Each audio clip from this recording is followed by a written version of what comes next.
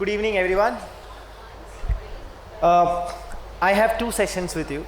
So the first one is a keynote and second is a fireside chat. So I'll try to keep this short, and I did not make any slides for it because the topic which has been given to me, that's communicating to the essence of EdTech, has been quite the career I have led in last few years. So before becoming the CEO of UpGrad, I was the Vice President Marketing for Byju's, then moved on, I started the marketing in Byju's, moved on to head sales and marketing, and then moved into UpGrad. So rather than giving those frameworks and contexts and concepts, I would rather tell you what my journey was in communicating the essence of EdTech. So it started in 2015, and when we were building Byju's at that time, the question was that how do we build a company which is differentiated in education? So that was the time when the startups were building brands on television. And we asked ourselves, why can't education be built through a great communication mechanism? And that's where the idea came that, see, whether accept it or not, students don't like studies. They detest it. They like entertainment, they like videos. And the product of Byju's was all about that. So we said that why don't we communicate the product and message it as a very cool way to learn.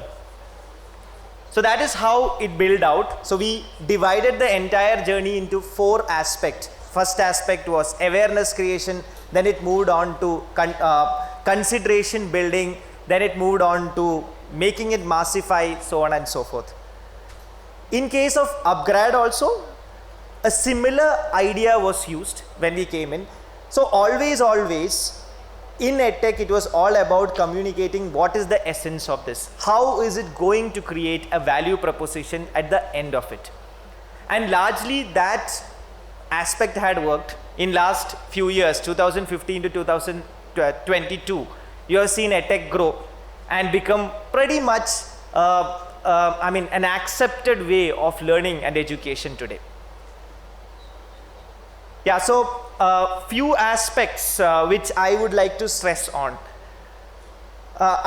Also currently looks like the communication part is what is missing in a lot of K-12 EdTech also, because a lot of them seem to be screwing up their PR communication badly and getting the bad taste of it. It's been always about keeping the student as the focus or the center. And if moment you lose that part of it, then it becomes a problem which goes awry. So today what we see is that focus is getting lost. And hence, in my view, the growth of EdTech and what you see today is all about how that focus is getting lost out. Yep, so that's quickly about what we did. Now, because I have 10 minutes, what I'll do is I'll talk a bit about the various stages we went on. So the initial days of EdTech, when we were trying to build out the whole communication messaging part, the question we had was, how do we establish this idea of EdTech? Because we were talking to people who are so used to going to schools, so used to seeing that offline piece of it. So how do you create that awareness? How do you make them understand that this concept works? And that is where it was just not about communicating through one channel, it was about an integrated communication mechanism. So a lot of startup founders today ask us, how do you build the brands over a period of time? Because today the media is so expensive. The answer is, why do you look at only one media? In today's world, if you really want to communicate well and get the right ROI, that we keep on saying, right? Get the right ROI, you need to segment your audience. And you need to understand which medium works the right. But more importantly, you need to understand which message works for that segment of the audience. So to take an example of UpGrad, I'm sure some of you will be knowing, we are the largest higher ed online platform in the country today. By extension in South Asia also. We do a lot of certification degree courses spanning across technology and management programs today. And always our problem after we created the awareness for our brand was how do we drive consideration? People today know about UpGrad, but how do I tell them how this product we are selling can change their life? And that becomes complex because my product is not one. I have multiple products. I have certain things for the technology audience. I have MBAs for non-technology people. I have a LLM degree for law students. I have HR certification for HR professionals, so on and so forth. So if I go out and communicate UpGrad and tell them that, hey, this is the product and why don't you try it out, people get confused. So that is where the segmentation messaging really helped. So we stopped communicating UpGrad as a brand when we came to this stage of marketing. Rather, we started talking about the sub-brands of UpGrad. So we started talking about UpGrad MBA. We started talking about UpGrad cloud courses. And we segmented the market so neatly that a technology professional who is interested in technology program will only see UpGrad full stack development ad or an UpGrad cloud computing ad.